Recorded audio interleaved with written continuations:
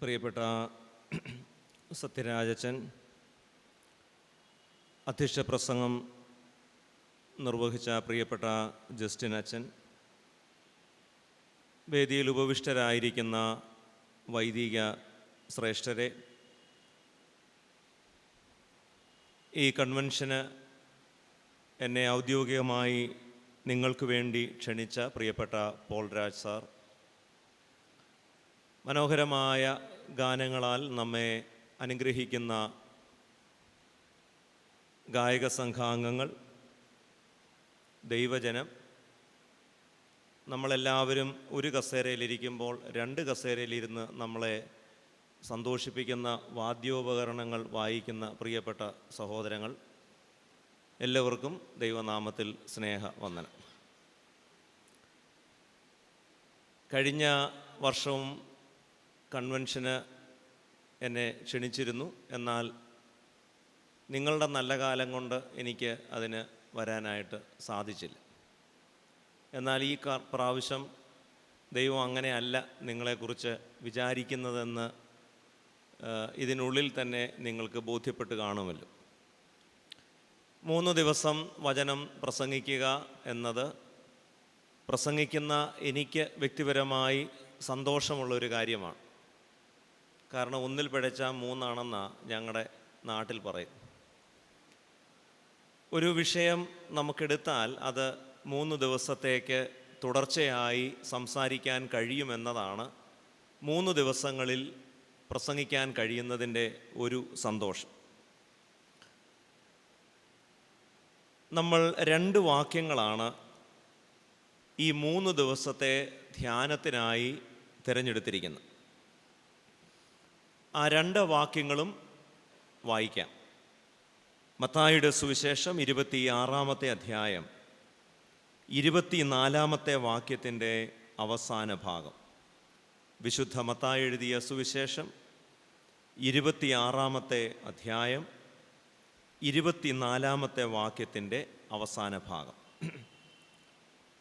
മനുഷ്യപുത്രനെ കാണിച്ചു കൊടുക്കുന്ന മനുഷ്യനോ ഹാ കഷ്ടം, ആ മനുഷ്യൻ ജനിക്കാതിരുന്നെങ്കിൽ അവന് കൊള്ളായിരുന്നു. ആ മനുഷ്യൻ ജനിക്കാതിരുന്നെങ്കിൽ അവന് കൊള്ളായിരുന്നു.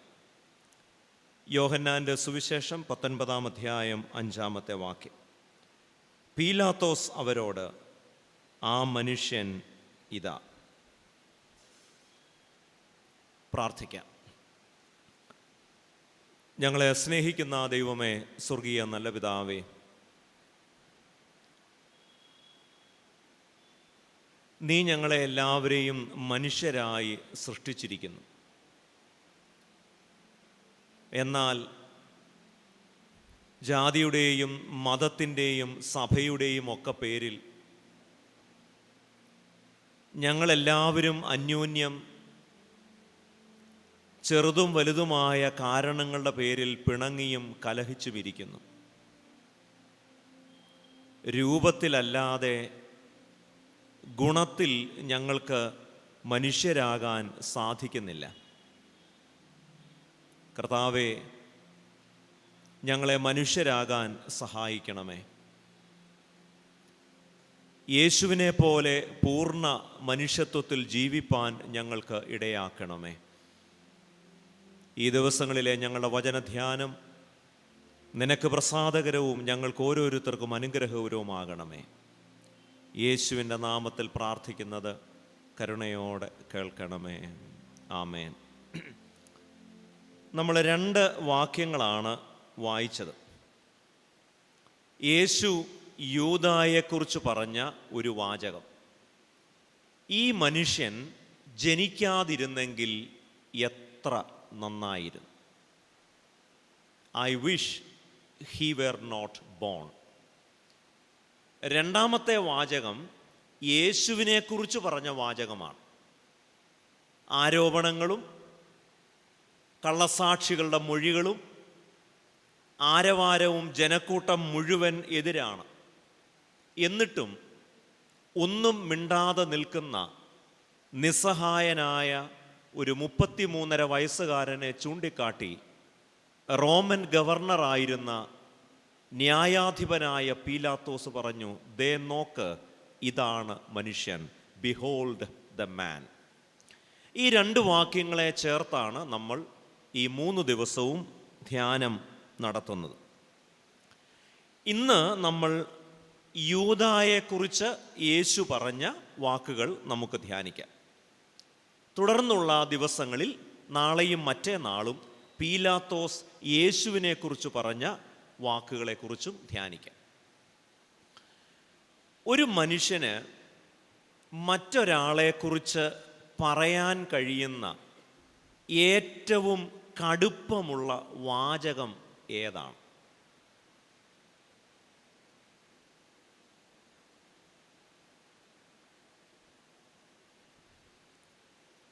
എനിക്ക് തോന്നുന്നത്, നമ്മൾ സാധാരണ നാട്ടിലൊക്കെ പറയുന്നത് പോലെ, ഏതു നേരത്താടാ നീ എൻ്റെയൊക്കെ വയറ്റി ജനിച്ച്.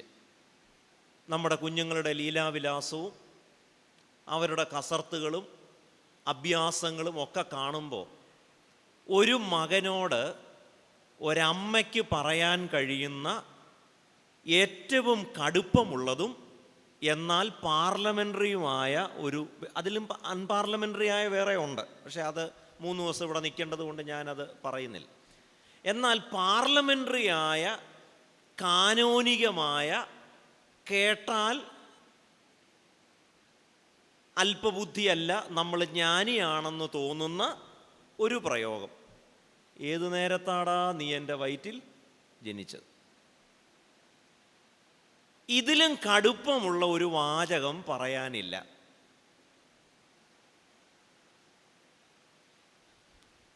ഗായക സംഘത്തിൻ്റെ പാട്ട് കേട്ടിട്ട് നമ്മൾ പറയാം, ഇവരെയൊക്കെ ഏതു നേരത്താണോ വിളിക്കാൻ തോന്നിയത് എന്ന് പറഞ്ഞാൽ ഇതിലും ഭേദം നിങ്ങളെ അങ്ങ് കുത്തിക്കൊല്ലുന്നതാണ്, അല്ലേ?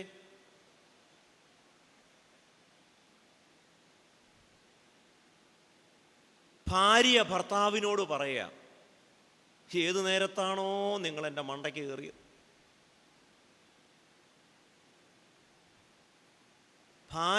ഭർത്താവ് ഭാര്യയോട് പറയുക, ശോ, നിന്നെ കാണാൻ പോയ നേരത്ത് അറബിക്കടലിലെങ്ങാനും ചാടി എന്തെങ്കിലും മോശമായിട്ട് പറഞ്ഞോ?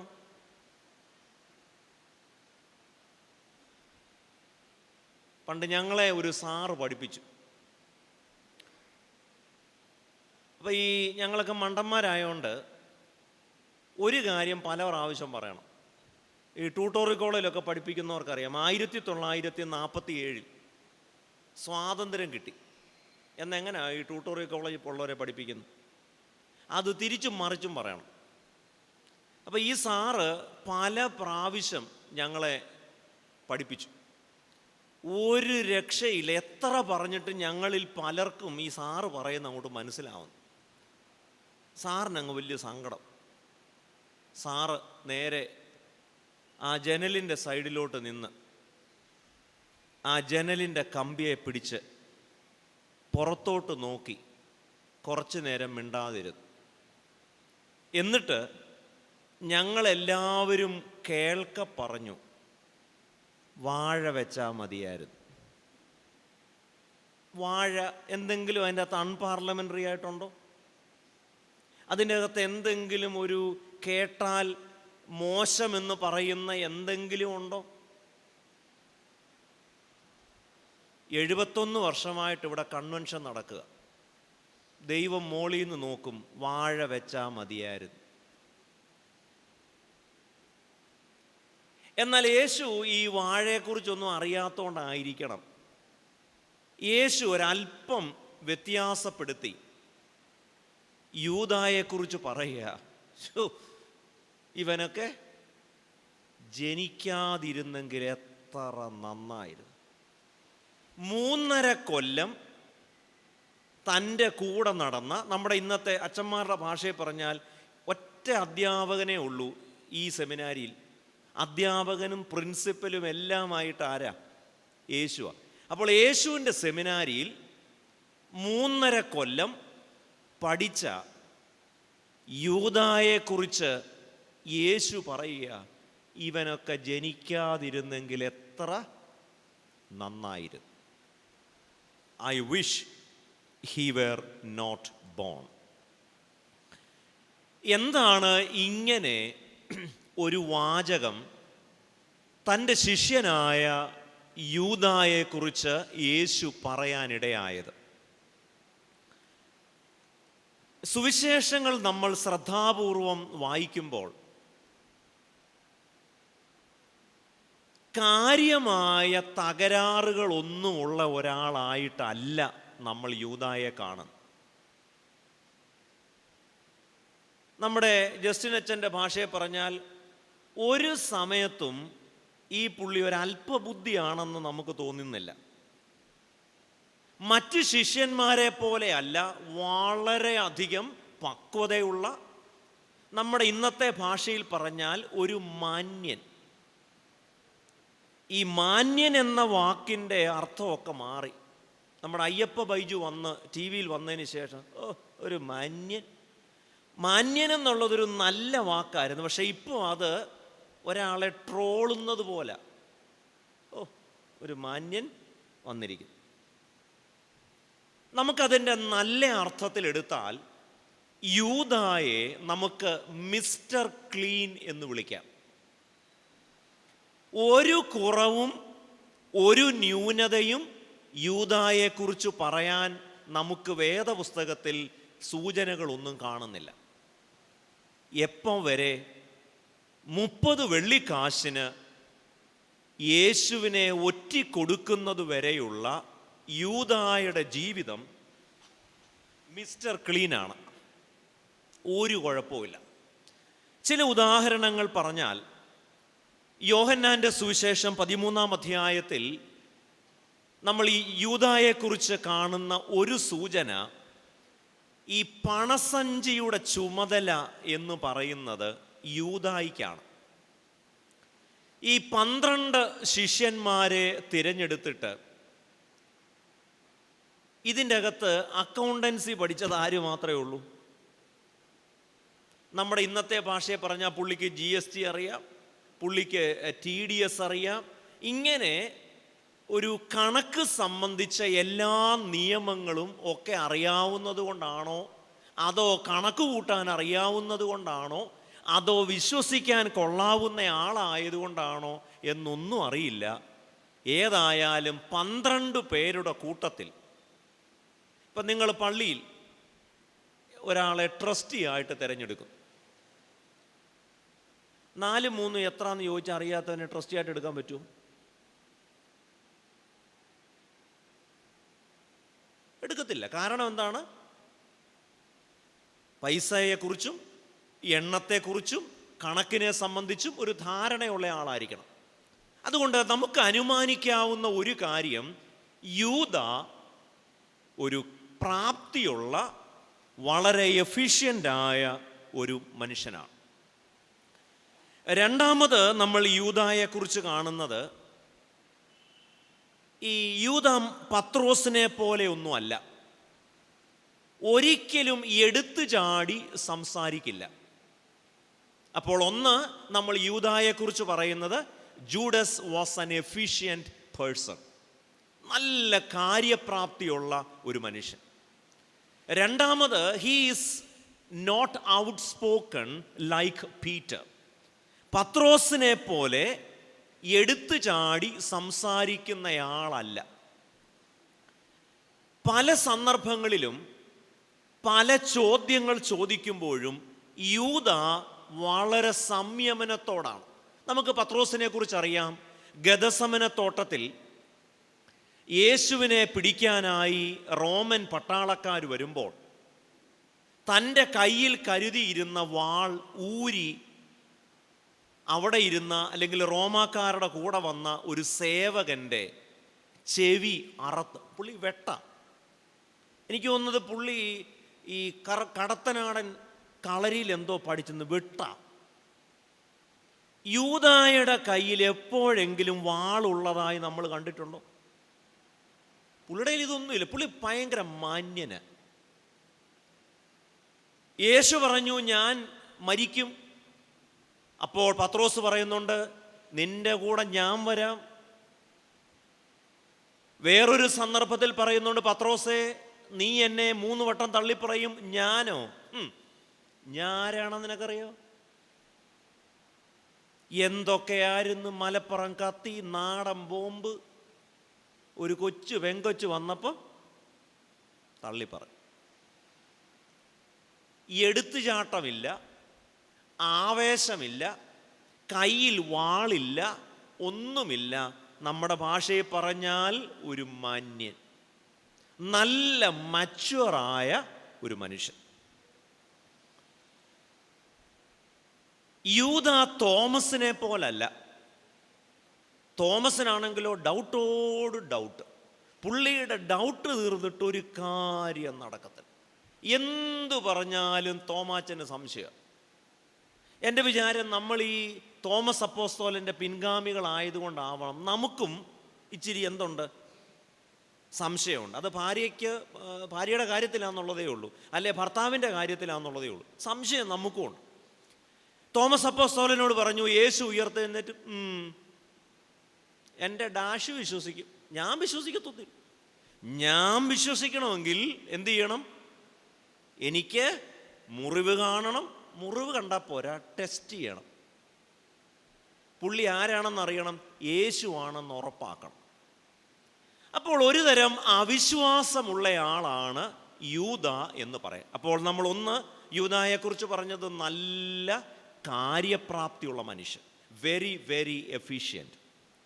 2, നോട്ട് ഔട്ട് സ്പോക്കൺ, എടുത്തു ചാടി ഒന്നും സംസാരിക്കത്തില്ല, നല്ല ശാന്തനാണ്, എല്ലാത്തിലും ഒരു മിതത്വമുണ്ട്. 3, സംശയമെന്ന് പറയുന്നത് തോമാച്ചൻ്റെ ഡിക്ഷണറിയിലില്ല. ഇനിയും 4, തോമാച്ചന് സംശയമുണ്ട്, പത്രോസിന് എടുത്തുചാട്ടമുണ്ട്. ഇനി വേറെ 1-2 ശിഷ്യന്മാരുണ്ട്, യാക്കോബും യോഹന്നാനും, സെബദി മക്കളായ യാക്കോബും യോഹന്നാൻ. അവർക്കാണെങ്കിൽ ഒരൊറ്റ വിചാരമേ ഉള്ളൂ, കസേര വേണം.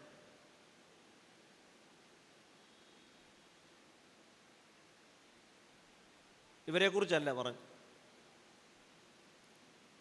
മർക്കോസിൻ്റെ സുവിശേഷം 10-ാം അധ്യായത്തിൽ നമ്മൾ കാണുന്നുണ്ട്, യേശുവിൻ്റെ അടുക്കൽ 2 ശിഷ്യന്മാർ വന്നിട്ട് പറയുക. അവരുടെ പേരെന്താണ്? സെബദി മക്കളായ യാക്കോബും യോഹന്നാൻ. അവർ യേശുവിൻ്റെ അടുക്ക വന്നിട്ട് പറയാം, കർത്താവേ, ഒരു കുഞ്ഞ് ആഗ്രഹമുണ്ട്. എന്താണ് ആഗ്രഹം? നീ സ്വർഗത്തിൽ പോകുമ്പോൾ, മഹത്വത്തിൽ വരുമ്പോൾ, നീ കസേരയിലായിരിക്കുമല്ലോ ഇരിക്കുന്നേ, നിന്റെ സിംഹാസനത്തിൻ്റെ ഇടത്ത് ഒരാൾ, വലത്ത് ഒരാൾ. ഏതായാലും ഭാഗ്യത്തിന് ആ വീട്ടിൽ 2 പേരെ ഉള്ളായിരുന്നു. ഒരു 3-4 എണ്ണം കൂടെ ആ വീട്ടിലുണ്ടായിരുന്നെങ്കിൽ എന്താ വരുന്നേനെ? അപ്പം ചെറിയ ആഗ്രഹമാണ്, ചെറിയ ആഗ്രഹം. എന്താണ് ആഗ്രഹം? സ്വർഗത്തിൽ മഹത്വത്തിൽ ദൈവം വരുമ്പോൾ ഇടത്ത് ഒരാൾ, വലത്ത് ഒരാൾ.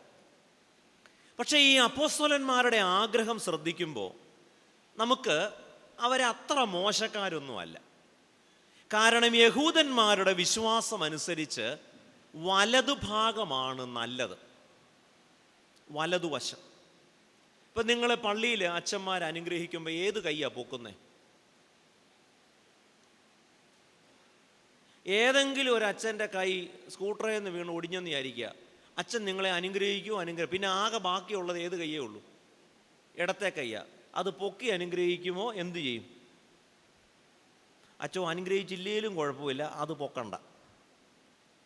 കാരണം ഇടത് കൈ കൊണ്ട് ചെയ്യുന്നത്, അനുഗ്രഹിക്കുന്നത് ഒരു നല്ല കാര്യമല്ല.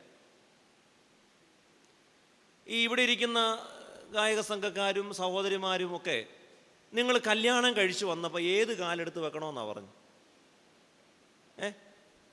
ഏതെങ്കിലും എടുത്ത് വെക്കു വെച്ചേ എന്ന് പറഞ്ഞോ? ഏത് കാലം എടുത്ത് വെച്ച്? എന്നിട്ട് വല്ല ഗുണമുണ്ടോ?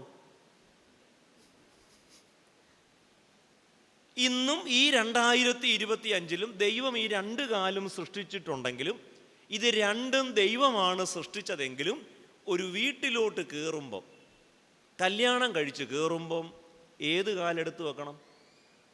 വലത്. നാക്ക് ശരിയല്ലെങ്കിൽ ഏത് കാലെടുത്ത് വെച്ചിട്ട് എന്തെങ്കിലും ഗുണമുണ്ടോ? എന്നാലും ഇപ്പോഴും നമ്മൾ എടുത്തു വെക്കുന്നത് ഏത് കാല? കാരണം വലതുവശം നല്ലതാണെന്ന ഒരു ധാരണ നമുക്കുണ്ട്. അത് യഹൂദന്മാർക്കുമുണ്ട് ആ ധാരണ. പക്ഷേ യാക്കോബും യോഹന്നാനും എന്താ ചെയ്തെന്നറിയാം? അവർ പറഞ്ഞു, ഞങ്ങൾ രണ്ടുപേരും വലത്തിരിക്കുന്നില്ല. എന്തൊരു മാന്യൻ!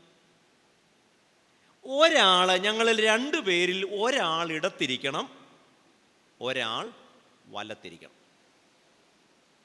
എന്നാൽ യൂദായെ നോയിക്കേ, യൂദായിക്ക് കസേരയെന്നോ അധികാരമെന്നോ യാതൊരു താല്പര്യവുമില്ല. അപ്പോൾ Judas is not power crazy like sons of Zebedee. Zebedee മക്കളായ യാക്കോബിനെയും യോഹന്നാനെയും പോലെ അധികാരമോഹം ഉള്ളവരല്ല. ഇനി ഒരു ഗുണം കൂടെ നമുക്ക് പറയാം. യേശു ഒരു വീട്ടിലിരിക്കുക. ആ വീട്ടിലിരിക്കുമ്പോൾ ഒരു പാപിനിയായ സ്ത്രീ വന്ന് തൻ്റെ കയ്യിൽ കരുതിയിരുന്ന ഒരു വിലയേറിയ സുഗന്ധദ്രവ്യമുള്ള ഒരു കുപ്പി, നമുക്ക് വേണമെങ്കിൽ അത്തറന്നോ വല്ലതും പറയാം, അതങ്ങോട്ട് പൊട്ടിച്ച് യേശുവിൻ്റെ ദേഹത്ത് മുഴുവൻ പുരട്ടി. ഇത് കണ്ടപ്പോൾ യൂദ എന്താ പറഞ്ഞേ? എന്തിനാണ് ഇങ്ങനെ പണം പാഴാക്കി കളയുന്നത്? ഈ പണം ഉണ്ടായിരുന്നെങ്കിൽ നമുക്ക് ആരെ സഹായിക്കായിരുന്നു? അപ്പോൾ നോക്കിയേ, ഒന്ന്, യൂദ വളരെ എഫിഷ്യൻ്റാണ്, നല്ല കാര്യപ്രാപ്തിയുള്ള ആളാണ്. രണ്ട്, യൂദ എടുത്തു ചാടി സംസാരിക്കുന്ന ആളല്ല, he is not outspoken. മൂന്ന്, യൂദ തോമസിനെ പോലെ സംശയരോഗിയല്ല. നാല്, സെബദി മക്കളായ യാക്കോബിനെയും യോഹന്നാനെയും പോലെ പവർ ക്രേസി അല്ല, അധികാരമോഹമുള്ളയാളല്ല. അഞ്ച്, ഒരു രൂപ പോലും പാഴാക്കി കളയരുത്, പാവങ്ങളെക്കുറിച്ച് വലിയ കരുതലുള്ള മനുഷ്യൻ. എന്നാൽ ഇങ്ങനെ ഒരു മനുഷ്യൻ, ഈ ഗുണങ്ങളെല്ലാമുള്ള, കാര്യപ്രാപ്തിയുള്ള, ദരിദ്രരെക്കുറിച്ച് വലിയ ഉത്കണ്ഠയുള്ള, അധികാരമോഹമില്ലാത്ത, സംശയരോഗമില്ലാത്ത, എടുത്തുചാടി സംസാരിക്കാത്ത യൂദ, ഈ യൂദായെക്കുറിച്ച് യേശു പറയുക, ഇവൻ ജനിക്കാതിരുന്നെങ്കിൽ എത്ര നന്നായിരുന്നു. എപ്പോഴാണ് ഇങ്ങനെ ഒരു പരാമർശം യൂദായെക്കുറിച്ച് നടത്തുന്നത്? പെസഹ ദിവസം എല്ലാവരും ഒരുമിച്ച് കൂടിയിരിക്കുന്നു. യേശു പറഞ്ഞു, നിങ്ങളിൽ ഒരാൾ എന്നെ ഒറ്റിക്കൊടുക്കും. അപ്പോൾ എല്ലാവരും ചോദിക്കുന്നു, ഞാനാണോ ഞാനാണോ ഞാനാണോ? യേശു പറഞ്ഞു, ഞാൻ ആർക്കാണോ അപ്പം ആദ്യം എടുത്തു കൊടുക്കുന്നത് അവൻ തന്നെ. യൂദായോട് ചോദിച്ചു, യൂദാ ചോദിച്ചു, ഞാനാണോ? യേശു പറഞ്ഞു, നീയാണ്. അത് അപ്പം കൊടുത്തു. യൂദാ പുറത്തേക്ക് പോയി. ആ പോക്ക് കണ്ടപ്പോൾ, അവൻ പുറത്തേക്ക് പോകുന്ന ആ നടത്തം, ആ കാഴ്ച കണ്ടിട്ട് യേശു അവനെ ചൂണ്ടിപ്പറയുക, ഇവനൊക്കെ ജനിക്കാതിരുന്നെങ്കിൽ എത്ര നന്നായിരുന്നു. എന്താണ് യൂദായുടെ പ്രശ്നം? വിദ്യാഭ്യാസമുണ്ട്, എടുത്തുചാട്ടമില്ല, സംശയമില്ല, ദരിദ്രരോടും നല്ല കരുതലുള്ള മനുഷ്യനാണ്, അധികാരമോഹമില്ല. പക്ഷേ യേശു പറയുന്നു, ഇവൻ ജനിക്കാതിരുന്നെങ്കിൽ എത്ര നന്നായിരുന്നു. 3 കാരണങ്ങളാണ് എൻ്റെ ഒരു ധ്യാനത്തിൽ എനിക്ക് തോന്നിയത്. എന്തുകൊണ്ടാണ് യൂദായെക്കുറിച്ച് യേശു ഇങ്ങനെ ഒരു പരാമർശം നടത്തിയത്? ഒന്ന്, യൂദായെ തന്നെ വിറ്റയാളാണ്. നമുക്ക് വേണമെങ്കിൽ ഇംഗ്ലീഷിൽ ഇങ്ങനെ പറയാം, Judas, the one who hung a price on his neck. സ്വയം വിറ്റയാളാണ് യൂദ. ഈ സ്വയം വിൽക്കുക എന്ന് പറഞ്ഞാൽ എന്താണ് അതിൻ്റെ അർത്ഥം? മനസാക്ഷി വിൽക്കുക എന്നാണ് അതിൻ്റെ ഏറ്റവും ലളിതമായ അർത്ഥം. നമ്മൾ യൂദ ഈ 30 വെള്ളിക്കാശിന് യേശുവിനെ ഒറ്റിക്കൊടുക്കാൻ തീരുമാനിച്ചതിന് ശേഷം, അത് വേണ്ട, അതിന് തൊട്ട് മുൻപൊന്ന് നോക്കിക്കേ. റോമാക്കാരും യഹൂദന്മാരും യേശുവിനെ എങ്ങനെ കൊല്ലണം എന്ന് ആലോചിച്ചിരിക്കുമ്പോൾ യൂദ അങ്ങോട്ട് ചെന്ന് പറയുകയാണ്, ഞാൻ എന്നെ വിൽക്കാൻ തയ്യാറാണ്, 30 വെള്ളിക്കാശ് തന്നാൽ മതി. ഇന്ന് നമ്മൾ ജീവിക്കുന്ന ഈ ലോകത്ത് സ്വയം വിൽക്കാൻ തയ്യാറായ, അതിന് യാതൊരു മടിയുമില്ലാത്ത മനുഷ്യരെ നമ്മൾ കണ്ടുകൊണ്ടിരിക്കുകയാണ്. ഇപ്പോൾ കേരളത്തിൽ ഏറ്റവും അധികം സമീപകാലത്ത് ചർച്ച ചെയ്ത ഒരു സിനിമയാണ് എമ്പുരാൻ. നിങ്ങൾ കണ്ടാണോ? കണ്ടില്ല? എന്തിനാ ഇങ്ങനെ ജീവിക്കുന്നത്? എമ്പുരാൻ സിനിമയിൽ അതിൻ്റെ അകത്ത് ചതിയനായ ഒരു കഥാപാത്രമുണ്ട്. അദ്ദേഹത്തിൻ്റെ പേര് മുന്ന എന്നാണ്. പേരൊക്കെ കേട്ടാൽ മിന്നുന്ന പേരാണ്. എന്താണ് പേര്? മുന്ന. ഈ മുന്നായെക്കുറിച്ച് ആദ്യം നമ്മൾ കാണുമ്പോൾ ഒരു വലിയ തറവാട്ടിൽ, ഒരു വലിയ കുടുംബത്തിലെ, ഒരു പക്ഷേ അതൊരു മേട്രിയാർക്കൽ കുടുംബമായിരിക്കാം, അവിടുത്തെ അമ്മച്ചി അല്ലെങ്കിൽ മുത്തശ്ശിയാണ് അവിടുത്തെ ഏറ്റവും വലിയ ആൾ, വളരെ പവർഫുള്ളായ ആൾ. പുള്ളിക്കാരി ഒരു വലിയ കസേരയിലൊക്കെ ഇരിക്കുന്നു. അതിൻ്റെ ബാക്ക്ഗ്രൗണ്ട് ഒന്നും ഞാൻ പറയേണ്ട കാര്യമില്ല. അപ്പോൾ വളരെ വിശ്വസ്തനായി, വളരെ ലോയലായി ഈ തറവാട്ടമ്മയുടെ അടുത്ത് നിൽക്കുന്ന മുന്ന. അപ്പോൾ ഇതിൻ്റെ ആദ്യത്തെ കാഴ്ചയിൽ നമുക്ക് വളരെ വിശ്വസ്തനായ, വളരെ വിനീത വിധേയനായ ഒരാളായിട്ടാണ് നമ്മൾ മുന്നയെ കാണുന്നത്. എന്നാൽ ഈ സിനിമ ഇങ്ങനെ ക്രമേണ അൺഫോൾഡ് ചെയ്യുമ്പോൾ, അതിങ്ങനെ ക്രമേണ കഥ വികസിക്കുമ്പോൾ നമ്മൾ കാണുന്ന ഒരു കാര്യം, മനസാക്ഷി വിറ്റ ചതിയനായ ഒരു മനുഷ്യനായിട്ടാണ് നമ്മൾ മുന്നയെ കാണുന്നത്. യൂദ സ്വയം വിൽപ്പനയ്ക്ക് വെച്ച മനുഷ്യനാണ്. ഈ സ്വയം വിൽക്കുന്ന മനുഷ്യരുടെ പ്രത്യേകത എന്താണെന്നറിയാം? നമ്മൾ മനസാക്ഷി വിൽക്കുന്ന മനുഷ്യരെ കണ്ടിട്ടുണ്ട്. സ്വയം വിൽക്കുക എന്നതിന് മറ്റൊരർത്ഥം കൂടെ കൊടുക്കാം, ശരീരം വിൽക്കുക എന്നും പറയാം. ശരീരം വിറ്റ് ജീവിക്കുന്ന മനുഷ്യരെ നമ്മൾ ലൈംഗിക തൊഴിലാളികൾ എന്നാണ് വിളിക്കുന്നത്. കുറേ വർഷം മുൻപ് മുംബൈയിലെ ചുവന്ന തെരുവിൽ, എൻ്റെ വിചാരം 1996 ഞാൻ ആദ്യമായി റെഡ് സ്ട്രീറ്റിൽ പോയത്. ഇനി അത് കേൾക്കുമ്പോൾ അത് മുഴുവൻ കേട്ടിട്ടേ അതിൻ്റെ മുഴുവൻ അർത്ഥവും നിങ്ങൾ തീരുമാനിക്കുക. ഞാൻ 96 റെഡ് സ്ട്രീറ്റിൽ പോയി എന്ന് പറയുമ്പോൾ തന്നെ ഇത് കട്ട് ചെയ്തേച്ച് ഈ കൊല്ലം പ്രസംഗിക്കാൻ വന്ന പാർട്ടി 96 മുതലേ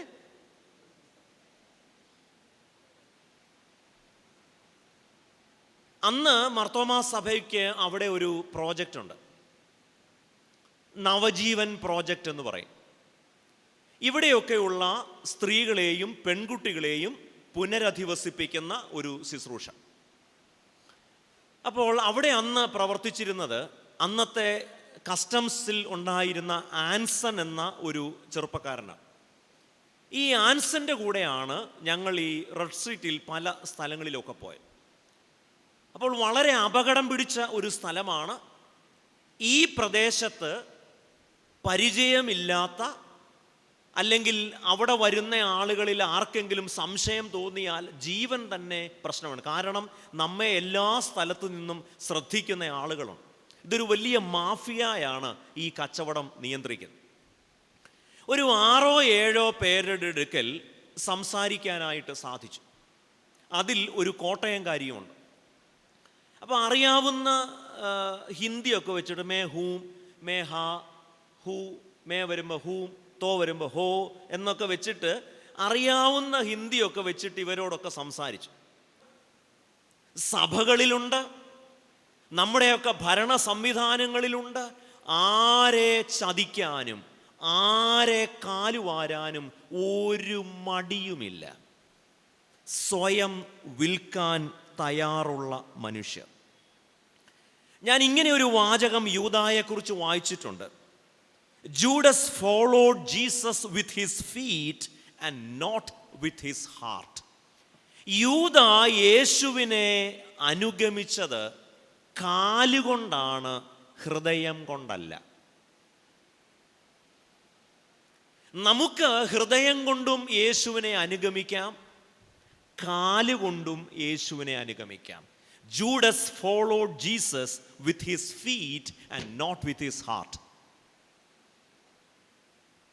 സ്വയം വിറ്റ യൂദ. ഇങ്ങനെ സ്വയം വിറ്റ് കഴിയുമ്പോൾ എന്താണ് സംഭവിക്കുന്നത്? നമ്മൾ മറ്റുള്ളവരുടെ കയ്യിലെ പാവകളായി മാറുകയാണ്. നമ്മൾ ഈ പാവകളിയൊക്കെ കണ്ടിട്ടുണ്ട്. സൺഡേ സ്കൂളിൽ അത്തരം ഷോ ഒക്കെ ഉണ്ട് ഈ കുഞ്ഞുങ്ങളെ കളിപ്പിക്കാൻ വേണ്ടി. ഈ പാവകളി എന്ന് പറയുന്ന ഒരു കലാരൂപം തന്നെയുണ്ട്. ഈ പാവകൾ ചലിക്കുന്നു, സംസാരിക്കുന്നു, പക്ഷേ അതിൻ്റെ ചരട് വേറെ ആളുകളുടെ കയ്യിലാണ്. നമ്മുടെ പള്ളി നോക്കിയാൽ മതി, സഭയിൽ നോക്കിയാൽ മതി, നടക്കുന്നുണ്ട്, മിണ്ടുന്നുണ്ട്, പക്ഷേ ചരട് വേറെ ആരുടെയോ കയ്യിലാണ്.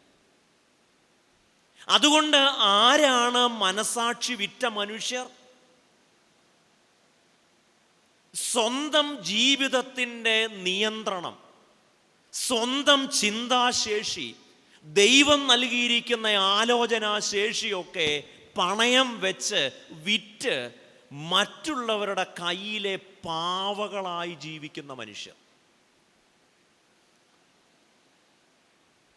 ഈ പള്ളിയിലൊക്കെ നിങ്ങളുടെ കാര്യം എനിക്ക് അറിഞ്ഞുകൂടാ, നിങ്ങൾ കുറച്ചുകൂടെ ഒക്കെ നല്ല എന്തോ ഈ ശബ്ദം ഭൂമി ഉലുക്കം വല്ലതുമാണ്, ഇടയ്ക്കിടയ്ക്ക് ഒരു ശബ്ദം വരും.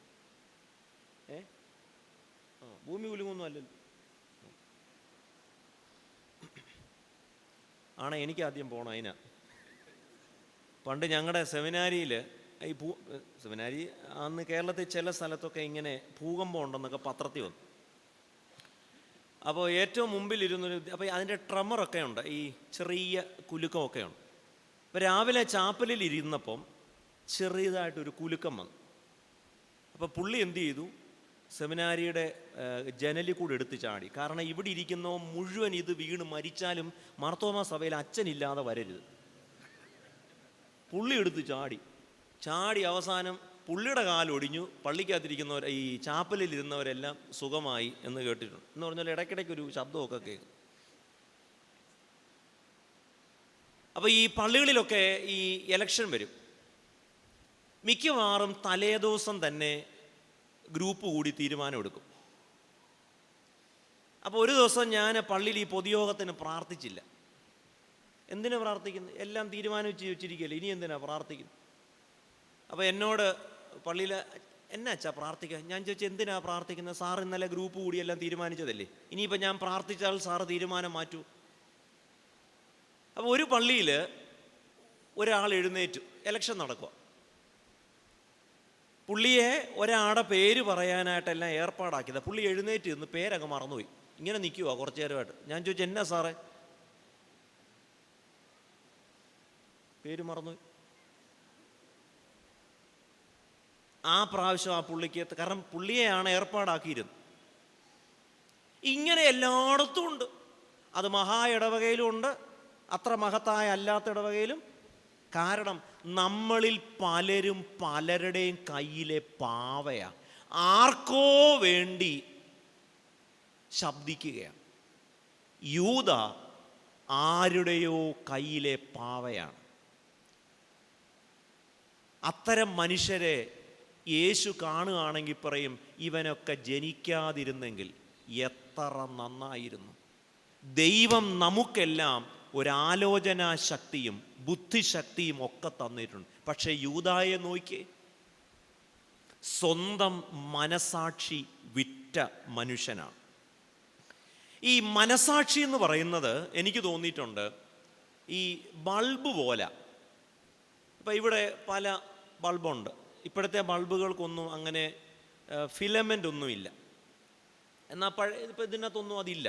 എന്നാൽ പഴയ നമ്മുടെ ബൾബുകളിലൊക്കെ ഫിലമെൻ്റ് ഉണ്ട്. ഈ ഫിലമെൻ്റ് ആരാ കണ്ടുപിടിച്ചേ?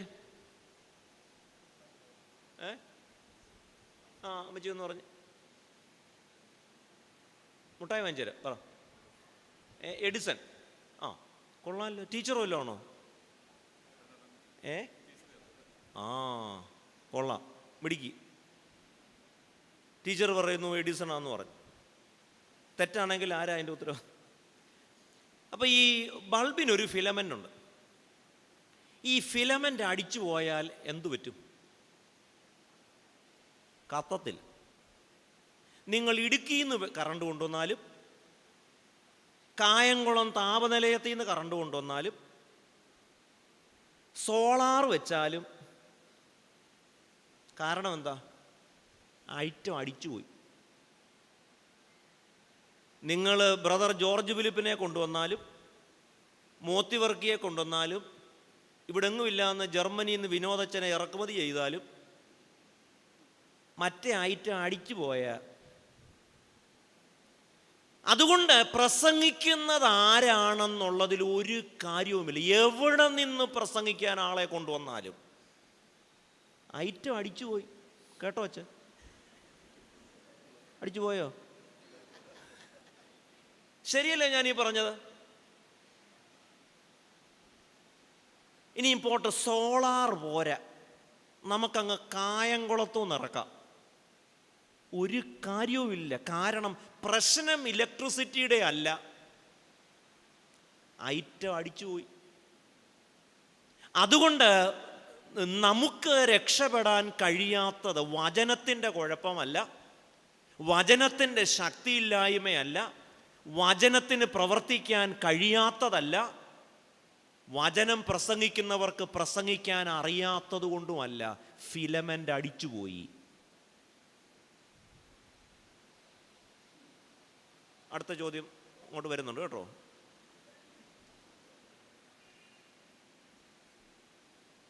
യൂദായിക്ക് പറ്റിയ പ്രശ്നം ഇതാണ്. മനസാക്ഷി വിറ്റ് കഴിഞ്ഞാൽ, സ്വയം വിൽപ്പനയ്ക്ക് വെച്ചു കഴിഞ്ഞാൽ മറ്റുള്ള മനുഷ്യരുടെ കയ്യിലെ പാവകളായി നമ്മൾ മാറും. അത്തരം ആളുകളെ പറയുന്ന പേരാണ് കൊട്ടേഷൻ സംഘം. അവർക്ക് ആരോടും ശത്രുതയില്ല. ഉണ്ടോ? ഒന്നുമില്ല. ഒരാൾ കൊല്ലാൻ പറയുന്നു, കൊല്ലുന്നു. കാരണം അവരെ സംബന്ധിച്ചിടത്തോളം മനസാക്ഷി വിറ്റവരാ. അതുകൊണ്ട് യൂദായിക്ക് സംഭവിച്ച ഏറ്റവും വലിയ പ്രശ്നം, യൂദായെ തന്നെ വിൽപ്പനയ്ക്ക് വെച്ചു. He followed Jesus not with his heart but with his feet. മനസാക്ഷി എന്ന് പറയുന്നത് ഒരു ബൾബിൻ്റെ ഫിലമെൻ്റ് പോലെയാ. ഫിലമെൻ്റ് അടിച്ചു പോയാൽ ആ ബൾബ് കത്താൻ വലിയ പ്രയാസമാണ്.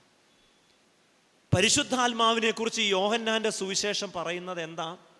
പരിശുദ്ധാത്മാവ് വരുമ്പോൾ അവൻ നിങ്ങളെ പാപത്തെക്കുറിച്ചും നീതിയെക്കുറിച്ചും ന്യായവിധിയെക്കുറിച്ചും ബോധം വരുത്തും. അതുകൊണ്ട് മനസാക്ഷി വിറ്റ് കഴിഞ്ഞാൽ, സ്വയം വിൽപ്പനയ്ക്ക് വെച്ചു കഴിഞ്ഞാൽ, മറ്റുള്ളവരുടെ കയ്യിലെ പാവയായി ജീവിച്ചു കഴിഞ്ഞാൽ, പിന്നെ ദൈവത്തിന് നമ്മളെ നോക്കി പറയാൻ ഒറ്റ കാര്യമേ ഉണ്ടാവത്തുള്ളൂ. അത് ഈ മനുഷ്യൻ ജനിക്കാതിരുന്നെങ്കിൽ എത്ര നന്നായിരുന്നു. എന്താണ് കാരണം? ഒറ്റ കാര്യമേ ഉള്ളൂ, യൂദായെ തന്നെ വിറ്റു എന്നത്. രണ്ടാമത് നമ്മൾ കാണുന്നത്, യൂദ സ്നേഹം മനസ്സിലാകാത്തയാളാണ്. അതത്ര വലിയ ഒരു പോയിൻ്റായിട്ട് നിങ്ങൾക്ക് തോന്നണമെന്നില്ല. പുള്ളിക്ക് സ്നേഹം മനസ്സിലാവത്തില്ല.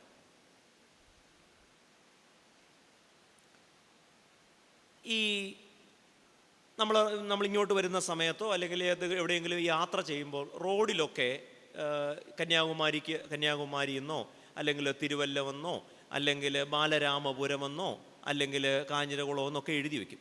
ഇത് വായിക്കാൻ അറിയാത്ത ആളെ നമ്മൾ എന്ത് വിളിക്കും? നിരക്ഷരൻ എന്ന് വിളിക്കും. നമ്മളിവിടെ നോക്കിക്കേ, യൂദായിക്ക് സ്നേഹം വായിക്കാൻ അറിയാത്തയാളാണ്. നമുക്ക് വേണമെങ്കിൽ ഇങ്ങനെ പറയാം, യൂദായിക്ക് സ്നേഹത്തിൻ്റെ അക്ഷരങ്ങൾ വായിക്കാനുള്ള സാക്ഷരതയില്ല. ഇവിടെ വെഞ്ഞാറമൂടിനടുത്ത് കഴിഞ്ഞ ഏതാനും ആഴ്ചകൾക്ക് മുൻപ് നമ്മളെയൊക്കെ സങ്കടപ്പെടുത്തിയ ഒരു സംഭവം നടന്നു. ഒരു ചെറുപ്പക്കാരൻ 5 പേരെ കൊന്നു. ചുറ്റിക കൊണ്ട് അല്ലാതെയും ഒക്കെ ആയിട്ട് കൊന്നു. ആ പയ്യൻ്റെ പേര് അഹാൻ അല്ലേ? ഇതിൽ ഒടുവിൽ ഈ പയ്യൻ അവൻ്റെ ഉമ്മയെ കൊല്ലാനായിട്ട് ശ്രമിച്ചു. ഉമ്മ മരിച്ചില്ല. ഒരു പക്ഷേ ഉമ്മയുടെ ദേഹത്ത്, ശരീരത്തിൽ അല്ലെങ്കിൽ തലയിൽ മാരകായുധം ഉപയോഗിച്ച് അടിക്കാൻ ശ്രമിച്ചപ്പോൾ തീർച്ചയായും ഉമ്മ അവനെ ഒന്ന് നോക്കിക്കാണും. എന്താ മോനെ എന്ന് ചോദിച്ചു കാണും. പക്ഷെ അവന് എന്തു മനസ്സിലായില്ല. എനിക്ക് ആ ഉമ്മയെ അത് കഴിഞ്ഞ് ഈ ആശുപത്രിയിൽ വെച്ച് ഈ ചാനലുകാർ ചെന്ന് ഈ ഉമ്മയോട് ചോദിക്കുന്നുണ്ട്, അവർക്കറിയേണ്ടത് ഈ മോൻ ഉമ്മയെ കൊന്നതാണോ അല്ലെങ്കിൽ കൊല്ലാൻ ശ്രമിച്ചതാണോ എന്ന്. പക്ഷെ ഉമ്മ പറയുന്നുണ്ട്, അവൻ എന്നെ ഒന്നും ചെയ്തില്ല. ഞാൻ എവിടെ നിന്ന് വീണതാ? കട്ടിലേ നിന്ന്. അത് സത്യമാകാൻ ഒരു സാധ്യതയുമില്ല. കാരണം കട്ടിലിൽ നിന്നൊന്നും വീണാൽ അത്രയധികം പരിക്കുണ്ടാവില്ല. പക്ഷേ ആ സമയത്തും ഉമ്മ ആ കുഞ്ഞിനോട്, 5 പേരെ കൊന്ന പയ്യനാണ്, തന്നെ കൊല്ലാൻ ശ്രമിച്ചുവെന്ന് സമൂഹം കരുതുന്ന ഒരു വ്യക്തി, ആ ഉമ്മ അപ്പോഴും പറയുന്നത്, പത്രക്കാർ തിരിച്ചും മറിച്ചും ചോദിച്ചിട്ട് പറയുന്നത്, അവൻ എന്നെ കൊല്ലാൻ ശ്രമിച്ചിട്ടില്ല. എന്നിട്ട് അവസാനം പറയുന്ന ഒരു കാര്യമുണ്ട്, എനിക്കിനി അവൻ മാത്രമേ ഉള്ളൂ. നിങ്ങളൊന്ന് ആലോചിച്ച് നോക്കിക്കേ, ഇത്രയൊക്കെ ഈ ഉമ്മ ഈ മകനെ സ്നേഹിച്ചിട്ടും അവൻ എന്തു മനസ്സിലാവുന്നില്ല? സ്നേഹം മനസ്സിലാവുന്നില്ല. ജീവിതത്തിലെ ഏറ്റവും വലിയ ദുരന്തമെന്ന് പറയുന്നത് സ്നേഹം മനസ്സിലാകാത്ത മനുഷ്യരാണ്. അവർക്ക് ആറ്റം ബോംബ് ഉണ്ടാക്കാൻ അറിയാം, ചന്ദ്രനിലോട്ട് എത്ര ദൂരം ഉണ്ടെന്നറിയാം, ചന്ദ്രനിൽ നിന്നും വന്ന മനുഷ്യരുടെ പേരറിയാം, ലോകത്തിലുള്ള എല്ലാ കാര്യവും അറിയാം. എന്തു മാത്രം മനസ്സിലാവുന്നില്ല? സ്നേഹം മാത്രം മനസ്സിലാവുന്നില്ല. നമ്മൾ യൂദായെ ഒന്ന് നോക്കിക്കേ. യൂദായെ യേശു സ്നേഹിച്ചതുപോലെ വേറെ ആര് സ്നേഹിച്ചിട്ടുണ്ടാവും? പക്ഷേ 3.5 കൊല്ലം കൂടെ നടന്ന് യേശു സ്നേഹിച്ചിട്ടും യൂദായിക്ക് യേശുവിൻ്റെ സ്നേഹം മനസ്സിലാകും. സ്നേഹം മനസ്സിലാകാത്ത മനുഷ്യർ. ഒരുപക്ഷെ നമ്മുടെ മക്കളുടെ, ഇപ്പോഴത്തെ കുഞ്ഞുങ്ങളുടെ ഏറ്റവും വലിയ പ്രശ്നം, അവർക്ക് എന്തു മനസ്സിലാവില്ല. അവർക്ക് കമ്പ്യൂട്ടർ അറിയാം, ഇമെയിൽ അറിയാം, വാട്സാപ്പ് അറിയാം, അവർക്ക് ലോകത്തിലെല്ലാം അറിയാം. അവർക്കൊന്നു മാത്രം മനസ്സിലാവുന്നില്ല, അപ്പൻ്റെയും അമ്മയുടെയും സ്നേഹം. സ്നേഹം മനസ്സിലാകാത്ത മനുഷ്യരെ യേശു പറയും, അവരെക്കുറിച്ച് പറയും, ഇവരൊക്കെ ജനിക്കാതിരുന്നെങ്കിൽ എത്ര നന്നായിരുന്നു. നിങ്ങൾ ഈ കിരീടം എന്ന സിനിമ കണ്ടിട്ടുണ്ടാവും. ടീച്ചർ അതും കണ്ടിട്ടുണ്ട്. വളരെ മോഡേണാ ടീച്ചർ കേട്ടോ. ഈ കിരീടം സിനിമ നിങ്ങൾ കണ്ടിട്ടുണ്ടോ? കണ്ടിട്ടുണ്ട്. നിങ്ങളിതൊന്ന്, അതോ വേദോത്സവം മാത്രമേ വായിക്കത്തുള്ളൂ? ഇതൊക്കെ കാണണം കേട്ടോ. അന്ത്യനാളിൽ ന്യായവിധിയിൽ ദൈവം ചോദിക്കും ചിലപ്പോൾ ഇതൊക്കെ. അതോ ഈ ആവേശവും രോമാഞ്ചവും ഒക്കെ ഉള്ളോ? കുറേ പഴയ സിനിമയാണ്. ഈ സിനിമയിൽ വളരെ മനോഹരമായൊരു രംഗമുണ്ട്. അതായത് നമുക്ക് ആ കഥയുടെ വൃത്താന്തം നമുക്കറിയാം. എന്താണ് കഥ? ഒരു പോലീസ് ഉദ്യോഗസ്ഥൻ, പോലീസുകാരൻ, സാധാ പോലീസുകാരൻ, അദ്ദേഹത്തിൻ്റെ മകനാണ് ഇതിലെ നായകനായ മോഹൻലാൽ. SI ആകണമെന്ന വലിയ മോഹത്തോടെ പരീക്ഷയൊക്കെ എഴുതി ഫിസിക്കൽ ടെസ്റ്റിന് വേണ്ടിയൊക്കെ തയ്യാറെടുക്കുന്ന സമയം. ഒരു ദിവസം അദ്ദേഹം ടൗണിൽ നിൽക്കുമ്പോൾ, അല്ലെങ്കിൽ ടൗൺ വഴി പോകുമ്പോൾ, തൻ്റെ അപ്പനെ ഒരു ഗുണ്ട ഇടിക്കുന്നു. കുറച്ചു നേരം നോക്കി നിന്നപ്പം സഹിക്കാൻ പറ്റുന്നില്ല. ഓടിച്ചെന്ന് ഗുണ്ടയുടെ ആക്രമണത്തിൽ നിന്നും അപ്പനെ രക്ഷിക്കാൻ ശ്രമിക്കുന്നു. ഇതിനിടയിൽ അബദ്ധത്തിൽ ഈ ഗുണ്ടയുടെ കയ്യിലിരുന്ന കത്തി കൊണ്ട് ഈ ഗുണ്ട മരിക്കുന്നു, അല്ലെങ്കിൽ കൊല്ലപ്പെടും. കത്തി നായകൻ്റെ കയ്യിലാണ്. പുള്ളിക്ക് മനസ്സിലായി ജീവിതം കൈവിട്ടുപോയി, ദേഹത്ത് ചോരയായി, കയ്യിൽ കൊലക്കത്തിയാണ്. എന്ത് ചെയ്യണമെന്നറിയാതെ പുള്ളി കരയുന്നു, നിലവിളിക്കുന്നു. എന്നിട്ട് അടുത്ത് നിൽക്കുന്ന എല്ലാവരോടും പറയുന്നു, ഒരാളും എൻ്റെ അടുത്ത് വരരുത്. എന്നിട്ടിങ്ങനെ കത്തി വീശുക. ഇവൻ്റെ ഈ പരാക്രമമൊക്കെ കണ്ടപ്പോൾ അപ്പൻ പെട്ടെന്ന് പോലീസുകാരനായി. എന്നിട്ട് പറയുന്ന ഒരു ഡയലോഗുണ്ട്, കത്തി താഴെ ഇടട. സാധാരണ വാചകമാണ്, പക്ഷേ അതിൽ ഒരു ആജ്ഞയുടെ ശബ്ദമുണ്ട്. കത്തി താഴെ ഇടട. കേട്ടില്ല. രണ്ടാമത് വീണ്ടും പറയുന്നു, കത്തി താഴെ ഇടട. തയ്യാറല്ല. മൂന്നാമത് ഒരിക്കൽ കൂടെ പറയുന്നു. പക്ഷേ പറയുമ്പോൾ കത്തി താഴെ ഇടട എന്ന് പറയുന്നതിന് മുൻപ് ഒരു കാര്യം കൂടെ കൂട്ടിച്ചേർത്തിട്ടാണ് പറയുന്നത്. അപ്പോൾ ആദ്യത്തെ 2 പ്രാവശ്യവും കത്തി താഴെ ഇടട എന്ന് പറയുന്നത് ഒരു പോലീസുകാരനായിട്ടാണ്. എന്നാൽ 3-ാം തവണ പറയുമ്പോൾ അതിനോടൊപ്പം ഒന്നുകൂടെ ചേർത്ത് പറയുന്നു, നിന്റെ അപ്പനാടാ, അല്ലെങ്കിൽ നിന്റെ അച്ഛനാടാ പറയുന്നത്. അപ്പോൾ കത്തി താഴെ ഇടടാ എന്ന് ആദ്യത്തെ 2 പ്രാവശ്യം പറഞ്ഞിട്ടും ഇടാത്ത ഈ മനുഷ്യൻ, ഈ ചെറുപ്പക്കാരൻ, നിന്റെ അച്ഛനാടാ പറയുന്നത് എന്ന് പറയുന്ന ആ ഭാഗത്ത് അസാധ്യമായ ഒരഭിനയ മുഹൂർത്തമാണ്. നിന്റെ അച്ഛനാടാ പറയുന്നത് എന്ന് പറയുമ്പോഴത്തേക്കും കയ്യിൽ നിന്നും ഈ കഠാര ഊർന്ന് താഴേക്ക് വീഴുകയാണ്. ആദ്യത്തെ 2 പ്രാവശ്യം പറഞ്ഞിട്ടും ചലിക്കാത്ത ഈ ചെറുപ്പക്കാരൻ നിന്റെ അച്ഛനാടാ പറയുന്നത് എന്ന് പറഞ്ഞപ്പോൾ അവൻ്റെ കയ്യിൽ നിന്ന് അവൻ പോലും അറിയാതെ കത്തി ഊർന്നു പോയതിൻ്റെ കാരണം അപ്പോൾ സംസാരിച്ചത് പോലീസുകാരനല്ല, അച്ഛനാണ്. ഇതാണ് സ്നേഹത്തിൻ്റെ ഭാഷ. ഇന്ന് അപ്പനെ കൊല്ലുന്ന, അമ്മയെ കൊല്ലുന്ന, കാമുകിയെ കൊല്ലുന്ന, കാമുകനെ കൊല്ലുന്ന ആളുകൾക്ക് മനസ്സിലാകാത്തത് ഇതാണ്, സ്നേഹത്തിൻ്റെ ഭാഷ. നമ്മൾ യേശുവിൻ്റെ ജീവിതത്തിൽ യൂദായെ ഒന്ന് ശാന്തമായി ഒന്ന് അടയാളപ്പെടുത്തി നോക്കിക്കേ.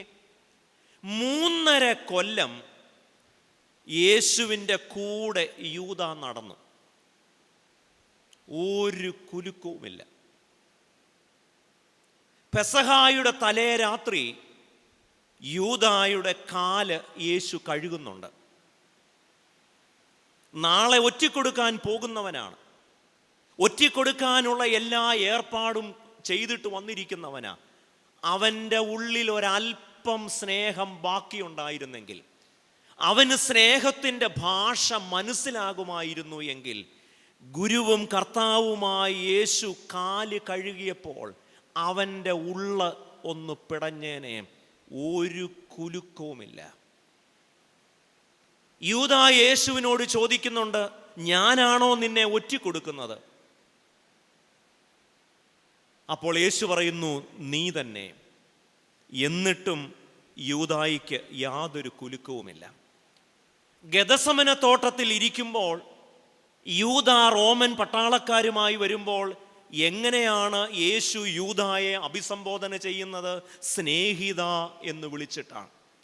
ഈ യൂദാ വരുന്നത് തന്നെ ഒറ്റിക്കൊടുക്കാനാണെന്നും അവൻ വരുന്നത് മരണദൂതനായിട്ടാണെന്നും അറിഞ്ഞിട്ടും ആ അവസാന നിമിഷവും യേശു യൂദായെ വിളിക്കുന്നത് സ്നേഹിത എന്നാണ്. എന്തിന്? ചുംബനത്തിലൂടെ യൂദാ യേശുവിനെ ഒറ്റിക്കൊടുക്കുമ്പോൾ എനിക്കുറപ്പുണ്ട് യേശു അവനെ തിരിച്ച് ചുംബിച്ചിട്ടുണ്ടാവും. എന്നിട്ടും അവന് സ്നേഹം മനസ്സിലാവുന്നില്ല. സ്നേഹം മനസ്സിലാകാത്ത ചെറുപ്പക്കാർ, ഇവരൊക്കെ ജനിക്കാതിരുന്നെങ്കിൽ എത്ര നന്നായിരുന്നു. എന്തൊരു ഭീകരമായ പദപ്രയോഗമാണ്.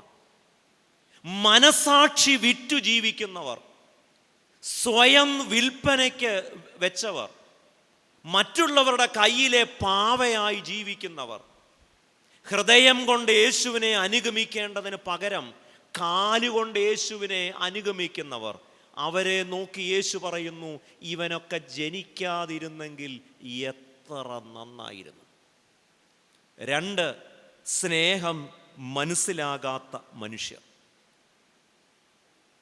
സ്നേഹിത എന്ന് വിളിച്ചിട്ട് മനസ്സിലാവുന്നില്ല. അവൻ്റെ കാല് കഴുകിയിട്ട് അവന് മനസ്സിലാവുന്നില്ല. അവൻ അവസാനമായി ചുംബനം കൊടുത്തിട്ട് അവന് മനസ്സിലാവുന്നില്ല. സ്നേഹം മനസ്സിലാകാത്ത മനുഷ്യർ, അവരൊക്കെ ജനിക്കാതിരുന്നാൽ എത്ര നന്നായിരുന്നു. നിങ്ങൾ ഈ മദ്രാസിലെ മോൻ എന്ന ഒരു സിനിമ, അതൊരു സംഭവ കഥയാണ്, തിരുവല്ലായിൽ നടന്നതാണ്. കുറേ വർഷങ്ങൾക്ക് മുമ്പ് മദ്രാസിലെ മോൻ എന്ന് പറയാൻ കാരണം, ഈ റെനി എന്ന് പറയുന്ന ഈ ചെറുപ്പക്കാരൻ മദ്രാസിലാണ് പഠിക്കുന്നത്. അവൻ്റെ അപ്പച്ചൻ്റെയും അമ്മച്ചിയുടെയും അടുക്കൽ അവൻ ഒരു ദിവസം കുറച്ച് കൂട്ടുകാരുമായി വരികയാണ്. രാത്രിയിൽ അവിടെ താമസിക്കുന്നു. ഈ അമ്മച്ചി ഈ മക്കൾക്ക് നല്ല ആഹാരമൊക്കെ ഉണ്ടാക്കി കൊടുക്കുന്നു. അവർക്കെല്ലാം ആവോളം, വയറ് നിറയുവോളം, തൃപ്തിയാവോളം ഈ അമ്മച്ചി വിളമ്പി കൊടുക്കുന്നു. ഈ പ്രായം ചെന്ന അമ്മച്ചി ഈ അർദ്ധരാത്രിയിൽ വന്ന ചെറുപ്പക്കാർക്ക് ഭക്ഷണമുണ്ടാക്കി വിളമ്പി കൊടുത്തു. ഈ അമ്മച്ചിയെ തന്നെയാണ് റെനിയും കൂട്ടുകാരും കുത്തിക്കൊന്നത്. എന്താ കാരണം? സ്നേഹം മനസ്സിലാവുന്നില്ല. അപ്പം നമ്മൾ വിചാരിക്കും, ഇത്ര മനസ്സിലാക്കാൻ പ്രയാസമുള്ള ഒന്നാണോ? ലോകത്തിൽ ഏറ്റവും ബുദ്ധിമുട്ടുള്ളത് സ്നേഹം മനസ്സിലാക്കാനാണ്. നമ്മുടെ പിള്ളേരെ കണ്ടിട്ടില്ലേ? എടാ നാളെ പരീക്ഷയാ, കളിക്കാൻ പോകണ്ട എന്ന് പറയും. അപ്പോൾ കൂട്ടുകാർ വിളിക്കും കളിക്കാൻ, അവൻ അങ്ങോട്ട് പോവും. ഇതിലേതാണ് ശരിയായ സ്നേഹം? ഈ കഴിഞ്ഞ ദിവസം എൻ്റെ അടുക്കൽ ഒരു മധ്യവയസ്കനായ മനുഷ്യൻ കഴിഞ്ഞ ഒരു 25-30 കൊല്ലമായിട്ട് മദ്യപിക്കുകയാണ്. പല പ്രാവശ്യം അദ്ദേഹം ഇത് നിർത്താനായിട്ട് ശ്രമിക്കുന്നു. പക്ഷേ എപ്പോഴെങ്കിലും അദ്ദേഹം നിർത്തി ഒരു 2-3 ദിവസം മദ്യപിക്കാതിരിക്കുമ്പോൾ കൂട്ടുകാർ വിളിച്ചുകൊണ്ട് പോകും. നിങ്ങളൊന്ന് ആലോചിച്ച് നോക്കിക്കേ, മദ്യപാനം നിർത്തിയ ഒരാളെ വിളിച്ചോണ്ട് പോയി കുടിപ്പിക്കുന്നവനെ കാലൻ എന്നാ വിളിക്കേണ്ടത്, കൂട്ടുകാരൻ എന്നല്ല. ഞാൻ ആ വാചകം ആവർത്തിക്കുകയാണ്. എങ്ങനെങ്കിലും രക്ഷപ്പെടാൻ, ഏത് മദ്യത്തിൽ നിന്നോ MDMAയിൽ നിന്നോ മയക്കുമരുന്നിൽ നിന്നോ ഒക്കെ രക്ഷപ്പെടാൻ ശ്രമിക്കുന്നവനെ വീണ്ടും വിളിച്ചുകൊണ്ടുപോയി സൽക്കരിക്കുന്നവനെ കൂട്ടുകാരനെന്നല്ല, കാലൻ എന്നാ വിളിക്കേണ്ടത്. ഇപ്പോഴത്തെ തലമുറയിലെ പിള്ളേർക്ക് കാലനേതാ കൂട്ടുകാരനേതാന്നറിയില്ല. യഥാർത്ഥ കൂട്ടുകാരനെ കാലനായും കാലനെ കൂട്ടുകാരായും തെറ്റിദ്ധരിക്കുക. സ്നേഹം മനസ്സിലാകാത്ത മനുഷ്യർ, എന്തൊരു കഷ്ടമാണ്. നമുക്കൊക്കെ വൈകിട്ട് വീട്ടിൽ ചെല്ലുമ്പോൾ ചോറുണ്ടാക്കി തരും. അതൊത്തില്ല, ഉപ്പില്ല, അതില്ല, ഇതില്ല, വറുത്തതൊത്തില്ല, പുളി കുറവാ. ഈ അമ്മ, ഭാര്യ, മകൾ രോഗിയായിരിക്കും, അല്ലെങ്കിൽ തലവേദന ഉണ്ടായിരിക്കും, നിവൃത്തിയില്ലാഞ്ഞിട്ടായിരിക്കും. എങ്ങനെയെങ്കിലും ഉള്ളതുണ്ടാക്കി കൊടുക്കുമ്പോൾ ചോദിക്കുന്നു, ഇന്നും ഇത് തന്നെയാണോ? ഇതെന്താ ഇങ്ങനെ ഇരിക്കുന്നേ? പൊറോട്ടയും ബീഫുമാണ് സ്നേഹത്തിൻ്റെ ആത്യന്തിക രൂപമെന്ന് ധരിച്ചു വച്ചിരിക്കുക. എടാ ഇച്ചിരി പച്ചക്കറി കഴി, വേണ്ട, സ്നേഹമല്ല. എന്നെ നിർബന്ധിക്കരുത്, എടാ ഇച്ചിരി പാല് കുടി, തള്ളേ നിങ്ങളോടല്ലേ ഞാൻ പറഞ്ഞു. എന്നാൽ കൂട്ടുകാരൻ പൊറോട്ട വാങ്ങിച്ചു കൊടുക്കുമ്പം അത് സ്നേഹം. കാലനേതാ സ്നേഹമേതാ എന്ന് തിരിച്ചറിയാത്ത തലമുറയോട് എന്തു പറയാൻ? ഇതിനാണ് ഞങ്ങളുടെ നാട്ടിൽ പറയുന്നത്, അറിയാത്ത ഡാഷ് ചൊറിയുമ്പ ഡാഷ്. യൂദ കൂട്ടുകാരാണെന്ന് ധരിച്ചത് ഒരു കൂട്ടം കാലന്മാരെയാണ്. റോമാക്കാരും യഹൂദ മത നേതാക്കന്മാരും കൂട്ടുകാരാണെന്ന് ആര് തെറ്റിദ്ധരിച്ചു? യൂദ. യേശുവാണ് യഥാർത്ഥ കൂട്ടുകാരൻ, യേശുവിൻ്റെ സ്നേഹമാണ് യഥാർത്ഥ സ്നേഹമെന്ന് യൂദായ്ക്ക് മനസ്സിലായില്ല.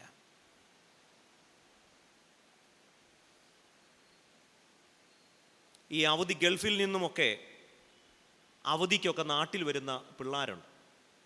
2 ആഴ്ചയോ 3 ആഴ്ചയോ ഒക്കെ ആയിരിക്കും വരുന്നത്. അവൻ ലണ്ടനിൽ നിന്നോ യൂറോപ്പിൽ നിന്നോ അമേരിക്കയിൽ നിന്നൊക്കെ വരും. വീട്ടിൽ വരുന്നുണ്ടെന്ന് പറയുന്ന നിമിഷം മുതൽ ഈ അമ്മയും അപ്പനും നോക്കിയിരിക്കുക. ഇവൻ വന്ന് കയറുന്ന അന്ന് മുതൽ കൂട്ടുകാരുടെ പുറകെ നടക്കുക. അവൻ തേക്കടിക്ക് പോകുന്നു, അവൻ കന്യാകുമാരിക്ക് പോകുന്നു. എടാ, ഈ ലണ്ടനേക്കാൾ വലുതാണോ ഈ കന്യാകുമാരി? നിന്റെ അപ്പനും അമ്മയും നീ വരുന്നു എന്നറിയുന്ന നിമിഷം മുതൽ നോക്കിയിരിക്കുക. എന്ത് പോത്തിനറിയാമോ ഏത്തവാഴ എന്ന് പറഞ്ഞതുപോലെ സ്നേഹം എന്താണെന്നറിയാൻ മേലാത്ത പിള്ളേർ. അപ്പനും അമ്മയും ഒരുമിച്ച് ഭക്ഷണം കഴിക്കുക, അവൻ കുത്തിക്കൊണ്ടിരിക്കുക അവൻ്റെ നെഞ്ചത്ത്. സ്നേഹം ഇങ്ങനെയൊക്കെ ഒരു തലമുറയുണ്ടോ? ഇവർക്കെന്താ സ്നേഹം മനസ്സിലാകാത്തത്? കണ്ണിൽ എണ്ണ ഒഴിച്ചിരിക്കുക അപ്പനും അമ്മയും. ഒന്നു മിണ്ടാൻ, കുറച്ചു നേരം ഇരിക്കാൻ. കൊടൈക്കനാൽ, ഓ എവിടുന്ന് വരുന്നവനാ പോന്നേ? ലണ്ടനിൽ നേരെ ചൊവ്വേ ലണ്ടനിൽ പോകാൻ പറ്റില്ല, കാരണം അത്രയ്ക്ക് തണുപ്പാണ് അവിടെ. ആ പുള്ളിയാണ് ഇവിടെ വന്നിട്ട് കൊടൈക്കനാലിൽ തണുപ്പിന് പോകുന്നത്. ഒറ്റ കാര്യമേ ഉള്ളൂ, ഇവൻ ഇതുവരെ അപ്പനെയും അമ്മയും സ്നേഹം എന്താണെന്ന് മനസ്സിലായിട്ടില്ല. ഞാനിതൊക്കെ പറയുന്നുണ്ട്. ഇതുകൊണ്ടൊക്കെയാണ് ഞാൻ പറഞ്ഞത്, ഞാൻ വരുന്നില്ലെന്ന് കഴിഞ്ഞ കൊല്ലം തന്നെ പറഞ്ഞു. നിങ്ങളുടെ നല്ല കാലമായിരുന്നു. സ്നേഹം മനുഷ്യർക്ക് മനസ്സിലാവുന്നില്ല. അതുകൊണ്ട് എന്താണ് ഏറ്റവും വലിയ ദുരന്തം? യൂദായിക്ക് സ്നേഹം മനസ്സിലായില്ല എന്നതാണ്. ഒരു കാര്യം കൂടെ പറഞ്ഞ് ഞാൻ വേഗം അവസാനിപ്പിക്കാം. യൂദായുടെ മൂന്നാമത്തെ പ്രശ്നം ഫൈനാലിറ്റി ഓഫ് ഫെയിലിയേഴ്സ് എന്ന് പറഞ്ഞാൽ ജീവിതത്തിൻ്റെ പരാജയങ്ങൾ ജീവിതത്തിൻ്റെ അവസാനമാണെന്ന് തെറ്റിദ്ധരിക്കുക. Finality of failures. ഞാനൊരു വാചകം ഇങ്ങനെ വായിച്ചിട്ടുണ്ട് യൂദായെക്കുറിച്ചാണ്. The man who hanged himself on the hook of too late. ഒത്തിരി വൈകിപ്പോയി എന്ന കയറിൻ്റെ മുകളിലാണ് യൂദ തൂങ്ങിച്ചത്തത്. മനോഹരമായൊരു വാചകമാണ്.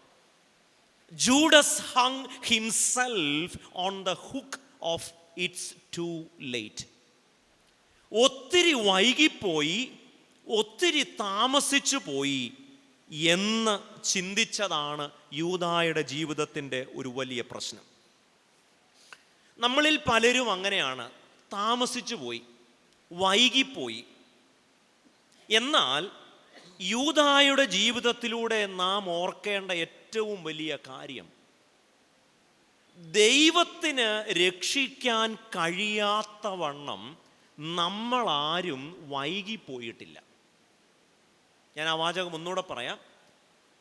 ദൈവത്തിന് രക്ഷിക്കാൻ കഴിയാത്തവണ്ണം നമ്മളാരും വൈകിപ്പോയിട്ടില്ല. യേശു കുരിശിൽ കിടന്നപ്പോൾ ഒരു കള്ളൻ ആ ക്രൂശിൽ കിടന്നാണ് എന്ത് ചെയ്യുന്നത്? യേശു അവനോട് പറയുന്നു, നീ ഇന്ന് എന്നോട് കൂടെ പറുദീസയിലിരിക്കും. It is never ever too late. നമ്മുടെ ഒരു രീതി അനുസരിച്ച് നമ്മളെപ്പോഴും പരാജയം മാത്രമല്ല, പ്രായവുമായി ബന്ധപ്പെടുത്തിയാണ് നമ്മൾ പല കാര്യങ്ങളും മനസ്സിലാക്കുക. നമ്മൾ ഒരു പ്രായം കഴിഞ്ഞാൽ പുതിയതൊന്നും പരീക്ഷിക്കാൻ തയ്യാറല്ല.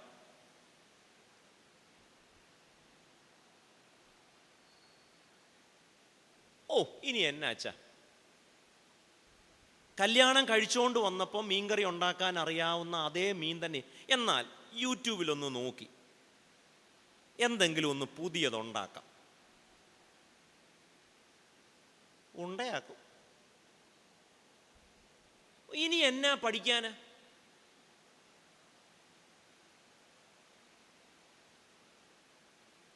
പ്രായമായി, ടു ലേറ്റ്. ഇപ്പം ഈ ടീച്ചറിനോട് ഞാൻ പറയാം, ടീച്ചർ പോയി ഇനി ഒരു പോസ്റ്റ് ഗ്രാജുവേഷൻ എടുക്കണം, എന്തായിരിക്കും ആദ്യം പറയുന്ന മറുപടി? നിങ്ങൾ ഊഹിച്ചു നോക്കി, എന്തായിരിക്കും? വയസ്സായി. മരുമകളോട് വഴക്കുണ്ടാക്കുമ്പോഴൊന്നും ആ തോന്നലില്ല. എപ്പോൾ മാത്രമേ ഉള്ളൂ? ഇനി എന്താ വെച്ച് ഒരു പുതിയ ഇൻസ്ട്രുമെൻ്റ് പഠിക്കാൻ, അല്ലെങ്കിൽ മ്യൂസിക് പഠിക്കാൻ, കുക്കിംഗ് പഠിക്കാൻ, പുതിയതായി എന്തെങ്കിലും. ഞങ്ങൾ അച്ഛന്മാരാണെങ്കിൽ പിന്നെ പഠിക്കത്തേ ഇല്ല. സെമിനാരിയിൽ വെച്ച് 66 പുസ്തകം ഉണ്ടെന്ന് എണ്ണി തിട്ടപ്പെടുത്തി ഉറപ്പിച്ചതാണ്. അന്ന് തീർന്നു. ഇടയ്ക്കൊന്ന് നോക്കണം, കുറഞ്ഞിട്ടുണ്ടോ കൂടിയിട്ടുണ്ടോ എന്ന്. നമുക്ക് ഭയങ്കര വിശ്വാസം. ഞാൻ ഈ കീബോർഡ് പഠിക്കാനായിട്ട് പോയതാണ് 2 പ്രാവശ്യം. ആദ്യത്തെ പ്രാവശ്യം ഞാൻ സാറിനെ ഇട്ടിട്ട് പോയി, രണ്ടാമത്തെ പ്രാവശ്യം സാർ എന്നെ ഇട്ടിട്ട് പോയി. അവസാനം എനിക്ക് മനസ്സിലായി, ഇതൊന്നും നമുക്ക് പറ്റിയ പണിയല്ല. പക്ഷേ നമുക്ക് വേറെ എന്തെല്ലാം പഠിക്കാം. ഞാൻ ഓർക്കുന്നു, ഞാൻ വിദേശത്ത് പഠിച്ചുകൊണ്ടിരുന്ന സമയത്ത് എൻ്റെ കൂടെ ഒരു 70-71 വയസ്സുള്ള ഒരാൾ ജർമ്മൻ പഠിക്കാൻ ക്ലാസ്സിൽ കൂടി. ഇത്രയും പ്രായമുള്ള ഒരാൾ എന്തിനാ ഈ ജർമ്മൻ പഠിക്കുന്നു? അപ്പം ഞാൻ ഈ സാറിനോട് ചോദിച്ചു, സാർ എന്തിനാ ഈ പ്രായത്തിലെന്ന് പറയാൻ പറ്റത്തില്ലല്ലോ, അതൊക്കെ ഒഫെൻസീവാണ്. സാർ എന്തിനാ ജർമ്മൻ പഠിക്കുന്നേ? ഇപ്പോൾ പുള്ളി എന്നോട് പറയാ, എൻ്റെ മരുമോള് സ്വിറ്റ്സർലൻഡുകാരിയാണ്, അവൾക്ക് ഇംഗ്ലീഷ് അറിയത്തില്ല, അതുകൊണ്ട് അവളോട് ഇംഗ്ലീഷ് പറയുന്നതിനേക്കാൾ നല്ലത് ഞാൻ അങ്ങ് ജർമ്മൻ പഠിക്കാമെന്ന് തീരുമാനിച്ചു. നമ്മളാണെങ്കിലോ? പറ, നിങ്ങൾക്കൊരു മരുമോള് വരും, എവിടുന്ന് വേണം? ആഫ്രിക്കയിൽ നിന്ന് വേണോ? ചൈനയിൽ നിന്ന് വേണോ? ഹിന്ദിക്കാരിയ. നമ്മുടെ മോൻ പോയപ്പം അവന് കർത്താവ് കൊടുത്ത അവൻ അതുകൊണ്ട് ഇങ്ങനെ പോരുന്നു. അവന് മലയാളം അറിയത്തില്ല. നിങ്ങൾ ഹിന്ദി പഠിക്കുമോ അവൾ മലയാളം പഠിക്കുമോ? പറ. ജീവൻ പോയ പുതിയതായി ഒന്നും പഠിക്കില്ല. പറയുന്ന ഡയലോഗ് എന്താണ്? To late. ഇവിടെ ഇരിക്കുന്ന പെൻഷൻ പറ്റിയ അമ്മച്ചിമാരോട് ചോദിക്കുക, നിങ്ങൾക്ക് ഒരു പാസ്ത ഉണ്ടാക്കാൻ പഠിക്കാൻ പറ്റുമോ?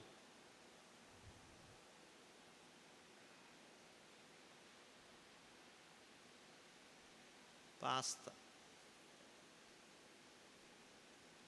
നമുക്കൊന്ന് പിസ്സ ഉണ്ടാക്കാൻ പഠിച്ചാലോ? ഇയാൾക്ക് വേറെ ഒന്നും പറയാനില്ലേ? എന്തെങ്കിലും ഒന്ന് എപ്പോഴും പുതിയത് അറിയുകയും അന്വേഷിക്കുകയും പഠിക്കുകയും ചെയ്യാൻ നമ്മൾ തയ്യാറല്ല.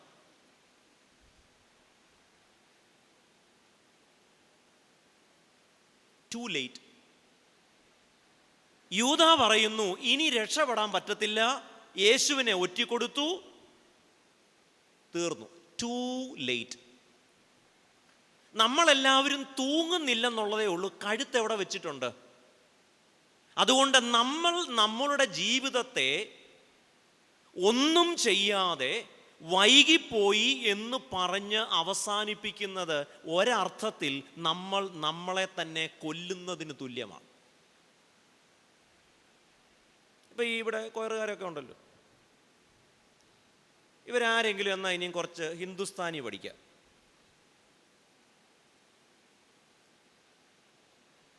എന്തിന്? കൊയറി കയറാൻ ഇതൊക്കെ മതി. To late. ഞാൻ ഈ പറഞ്ഞത് പ്രായോഗികമായ വശങ്ങളാണ്. അതിൻ്റെ പാപസംബന്ധമായ കാര്യങ്ങളിലേക്കൊക്കെ ഞാൻ വരുന്നേ ഉള്ളൂ. ചില ആളുകൾ പറയും, അച്ഛാ ജീവിതം കൈവിട്ടുപോയി. എന്നാൽ it is never too late.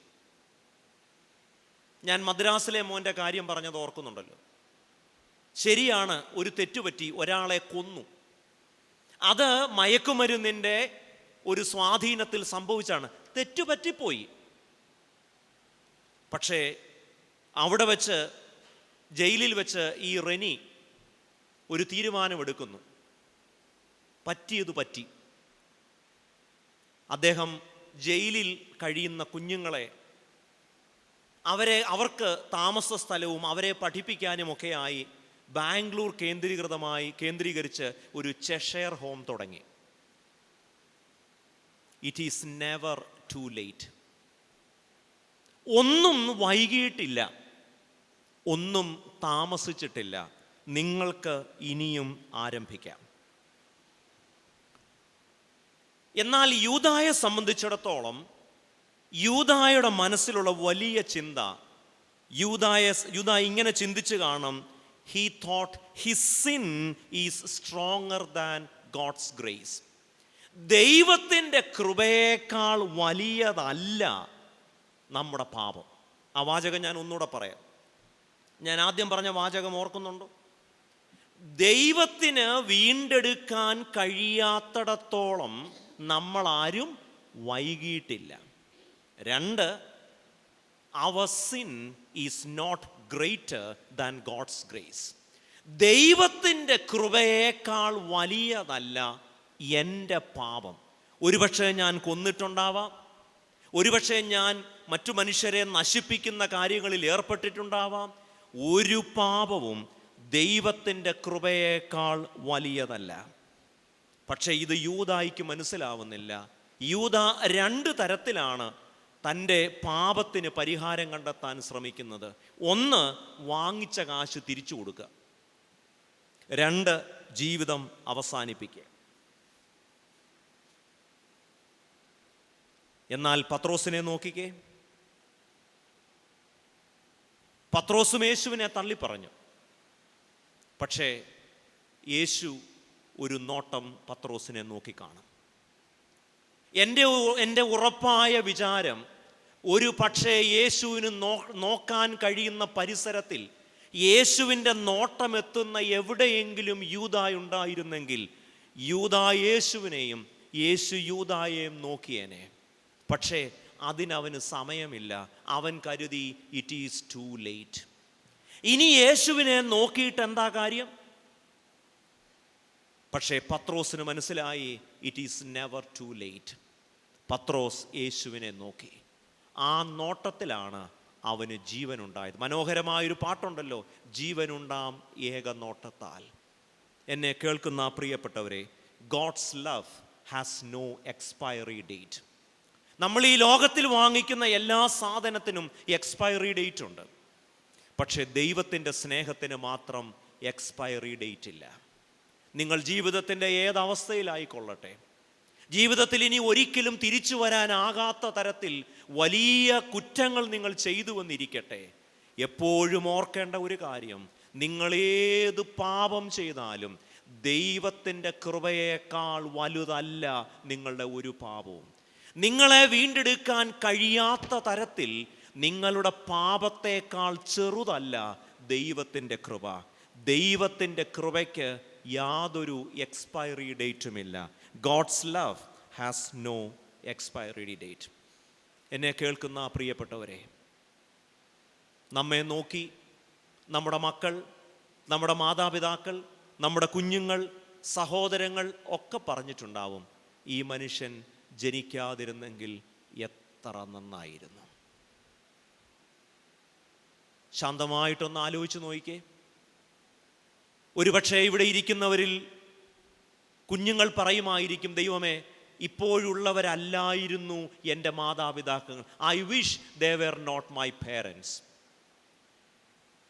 ഒരുപക്ഷെ മാതാപിതാക്കൾ കുട്ടികളെ നോക്കി പറയുമായിരിക്കും, we wish you were not our children.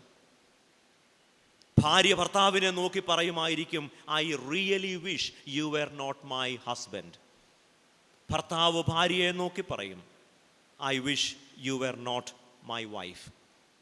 ഈ മനുഷ്യൻ ജനിക്കാതിരുന്നെങ്കിൽ എത്ര നന്നായിരുന്നു. യൂദായ്ക്ക് സംഭവിച്ചത് 3 പ്രശ്നങ്ങളാണ് എന്ന് ഞാൻ പറഞ്ഞല്ലോ. നമ്മൾ ആദ്യം പറഞ്ഞത് യൂദായെ തന്നെ വിറ്റു എന്നതാണ്.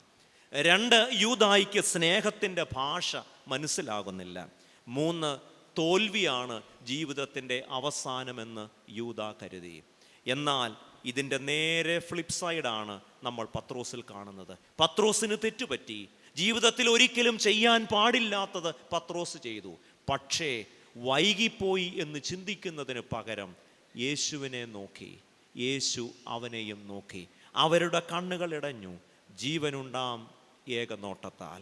എന്നെ കേൾക്കുന്ന പ്രിയപ്പെട്ടവരെ, നിങ്ങൾ ഏത് ജീവിതത്തിൻ്റെ അവസ്ഥയിലായിരിക്കട്ടെ, നിങ്ങളുടെ ഭൂതകാലം എന്തുമായിരിക്കട്ടെ, നിങ്ങൾ കഴിഞ്ഞ കാലങ്ങളിൽ ചെയ്തിട്ടുള്ള അകൃത്യങ്ങൾ, തിന്മകൾ എന്തുമാവട്ടെ, your sin is not greater than God's grace. ദൈവത്തിൻ്റെ കൃപയ്ക്ക് സമയപരിധിയില്ല, കാലപരിധിയില്ല. കർത്താവേ, എന്നെക്കുറിച്ച് മറ്റുള്ളവർ പറഞ്ഞിട്ടുണ്ട്, ഞാൻ ജനിക്കാതിരുന്നെങ്കിൽ എത്ര നന്നായിരുന്നു. പക്ഷേ ഞാൻ ഇന്ന് തിരിച്ചറിയുന്നു, ആത്മഹത്യ ഇതിനൊരു പരിഹാരമല്ല. ഒരുപക്ഷെ ഈ ശബ്ദപരിധിക്കുള്ളിൽ ഇരിക്കുന്നവരാരെങ്കിലും ഇനി ജീവിക്കുന്നത് എന്തിനാണ്? ജീവിതം അങ്ങ് അവസാനിപ്പിച്ചാലോ? എൻ്റെ പാപമൊക്കെ എന്ത് കഠിനമാണ്. പക്ഷേ വേദപുസ്തകം നൽകുന്ന ഏറ്റവും വലിയ ഉറപ്പ്, ദൈവത്തിൻ്റെ കൃപയേക്കാൾ വലുതല്ല നമ്മുടെ ഒരു പാപവും. Always keep in mind, your sin is not greater than God's grace. ദൈവത്തിൻ്റെ സ്നേഹത്തിന് കാലപരിധിയില്ല. അവൻ്റെ കണ്ണുകളിലേക്ക് നോക്കാം, ജീവനുണ്ടാം ഏകനോട്ടത്താൽ.